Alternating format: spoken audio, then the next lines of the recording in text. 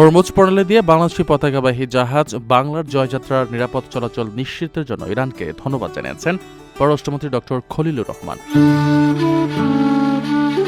একই সঙ্গে হরমুজ প্রণালী দিয়ে যাতায়াতের জন্য ৬টি দেশের মধ্যে বাংলাদেশকে অন্তর্ভুক্ত করায় ইরানের প্রতি কৃতজ্ঞতা প্রকাশ করেছেন তিনি। সোমবার তুরস্কে অনুষ্ঠিত আন্টালিয়া ডিপ্লোমেসি ফোরামে ইরানের উপপররাষ্ট্রমন্ত্রী সাইদ খাতিবজাদের সঙ্গে সাক্ষাৎকালে তিনি এসব কথা বলেন।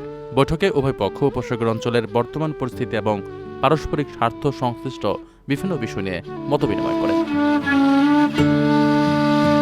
পররাষ্ট্রমন্ত্রী ড খলিলুর রহমান বাংলাদেশের ধারাবাহিক ও ভারসাম্যপূর্ণ অবস্থানের কথা জানান এবং সকল পক্ষকে সংযম প্রদর্শনের পাশাপাশি কূটনৈতিকভাবে আলোচনার মাধ্যমে মতপার্থক্য নিরসনের উপর গুরুত্ব আরোপ করেন। পররাষ্ট্রমন্ত্রী আরও বলেন, ইরানের পররাষ্ট্রমন্ত্রীর কাছে একটি আনুষ্ঠানিক চিঠি পাঠানো হয়েছে, যেখানে ইরান থেকে আজারবাইজানে ১৮৬ জন বাংলাদেশি নিরাপদে স্থানান্তরে সহযোগিতার জন্য ধন্যবাদ জ্ঞাপন করা হয়েছে।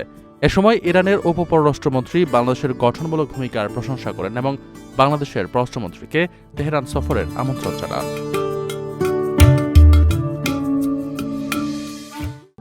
প্রবাসীদের জন্য নির্মাণ হচ্ছে দেশের প্রথম স্মার্ট সিটি, যেখানে থাকছে স্কুল, মসজিদ, হাসপাতাল, সুইমিং পুল, হেলিপ্যাড, পাঠাগার, জিম, সুপারমার্কেট, শিশু পার্ক সহ সকল নাগরিক সুবিধা। মাত্র ৩০ লাখ টাকা বিনিয়োগে মিলছে আকর্ষণীয় ফ্ল্যাট। প্লাটিনাম ইনভেস্টরদের জন্য ঢাকা বিমানবন্দরে ভিআইপি প্রোটোকল সুবিধা। বিস্তারিত জানতে যোগাযোগ করুন স্ক্রিনে দেয়া হোয়াটসঅ্যাপ অথবা ইমো নাম্বারে।